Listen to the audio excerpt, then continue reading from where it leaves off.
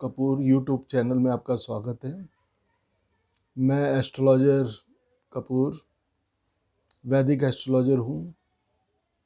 Palm reader, face reading, psychic reading, numerology, tarot reading, और मैं कम से कम 30 साल से इस प्रोफेशन के अंदर हूँ और लोगों को सेवाएं प्रोवाइड करता आ रहा हूँ,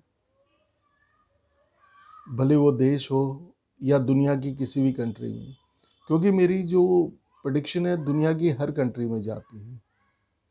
तो समस्याओं का समाधान जो बताता हूँ वो इफ़ेक्टिव होते हैं और उनके रिज़ल्ट मिलते हैं। तो दोस्तों, अब आपको पता है कि 2021 कुछ दिनों बाद हमारे जीवन में प्रवेश करने जा रहा है और 2021 में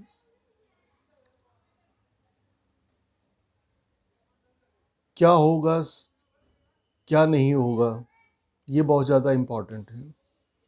लेकिन एक बात की मैं आपको गारंटी देना चाहूँगा कि 2021 जो है पिछले साल 2020 से 70% बेहतर होगा, क्योंकि एक्चुअली क्या है कि कुछ प्लैनेटों के कंजक्शन की वजह से काफ़ी प्रॉब्लम हुई पिछले साल। इस साल भी कुछ है, 6 अप्रैल तक थोड़ा बहुत रहेगा, लेकिन after all everything will be all right.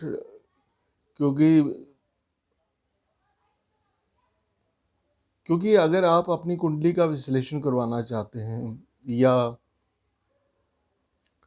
क्योंकि कुंडली का विश्लेषण बहुत ज़्यादा इम्पॉर्टेंट है, क्योंकि वैसे तो मैंने अपने यूट्यूब चैनल में सभी राशियों की 2021 की वार्षिक फल डाले हुए हैं।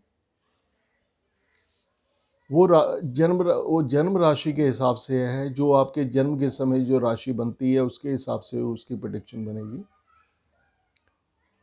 उसको कृपया आप सनसाइन के हिसाब से ना देखें। तो मैं आपको बता रहा था कि किसी भी भविष्यवाणी करने के पहले कुंडली का विश्लेषण बहुत ज़रूरी है, क्योंकि हमारी जो वैदिक एस्ट्रोलॉजी की कुंडली है वो चंद्र पे आधारित होती है, और जो वेस्टर्न एस्ट्रोलॉजी जो होती है वो सूर्य पे आधारित होती है। सूर्य एक महीने के बाद अपना घर चेंज करता है, और आप इमेजिन कीजिए लाखों लोग पैदा होते हैं उस समय के दौरान। जबकि हमारी इंडियन एस्ट्रोलॉजी में क्या है कि 2 घंटे 15 मिनट बाद लगन बदल जाता है। तो आप कल्पना कर सकते हैं कि 24 घंटे के अंदर हमारे 12 लगन बदलते हैं, और जो हमारा चंद्रमा है वो 2 दिन 6 घंटे बाद एक घर को या अपना गोचर बदलता है। तो कई लोगों की राशियां होती है, लेकिन सबके प्लैनेट अपने अपने होते हैं कि जब उनका जन्म हुआ उस समय प्लैनेटों की पोजीशन क्या थी। कहीं वो नीच तो नहीं थे, कहीं वो बकरी तो नहीं थे, कहीं वो अस्त तो नहीं थे। इसका विश्लेषण भी बहुत ज़रूरी है, और ये भी देखना ज़रूरी है कि कहीं 6वें 8वें 12वें घर में तो नहीं बैठे थे। और उसके बाद नक्षत्र के बारे में विश्लेषण किया जाता है कि किस नक्षत्र में पैदा हुआ है, पहले नक्षत्र में, दूसरे में, ये तीसरे में या चौथे नक्षत्र में, क्योंकि हर नक्षत्र के 4 चरण होते हैं। फिर हम महादशाओं पे आते हैं। महादशाएं बहुत ज़्यादा इम्पॉर्टेंट रोल प्ले करती है हमारे लाइफ में। अगर महादशाएं आपकी किसी मित्र राशि, लगन के मित्र राशि की चल रही है तो काफ़ी ज़्यादा पॉजिटिव रहती है। अगर दुश्मन राशि की चल रही है तो वो भी कहीं ना कहीं हमें कठिनाइयाँ दे सकती है, हमें मुसीबत दे सकती है, ऑब्स्टेकल दे सकती है, कामों में डिले करवा सकती है। तो मेरे कहने का मतलब है कि हॉरोस्कोप का पूर्ण विश्लेषण होना बहुत ज़रूरी है। अब दोस्तों, मैं आपको बताना चाहूँगा, आपके लिए खुशखबरी है कि मैंने यूट्यूब चैनल दीक्षा एस्ट्रो कपूर पे सभी राशियों के वार्षिक फल डाले हैं। तो आप अपने नाम के नहीं, अपनी जन्म राशि के हिसाब से उस कुंडली को देखें और आप उसका बेनिफिट उठा सकते हैं। उसमें मैंने आपके कैरियर के बारे में, आपके व्यवसाय के बारे में बताया है कि कैसे रहने वाला है, और उसके बाद आपकी फाइनेंस, आपकी आर्थिक स्थिति कैसी रहने वाली, ये भी मैंने उसमें डाला हुआ है। उसके बाद एजुकेशन कैसी रहेगी विद्यार्थियों के लिए, साल में कौन सा चमत्कार होने वाला है, कितनी कामयाबी उनको मिलेगी, कितना परसेंट उनका भाग्य साथ देगा, तो ये भी उसके अंदर बताया गया है। उसके बाद हेल्थ, जो कि सबसे ज़्यादा इम्पॉर्टेंट, हेल्थ इज़ वेल्थ। तो उसमें मैंने हेल्थ के बारे में सभी राशियों की, विभिन्न राशियों की हेल्थ के बारे में, उनके प्रिकॉशन के बारे में मैंने उसमें बताया हुआ है।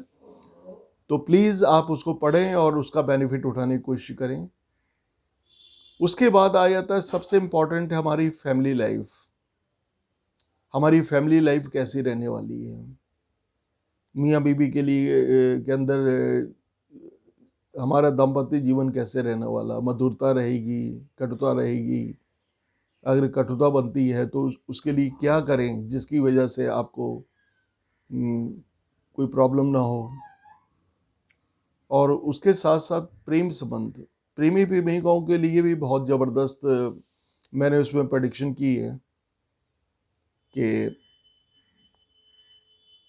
किनके विवाह के योग बनेंगे और कब बनेंगे और कौन सा महीना उसके लिए उत्तम होगा, ये भी मैंने उसके बारे में बताया है।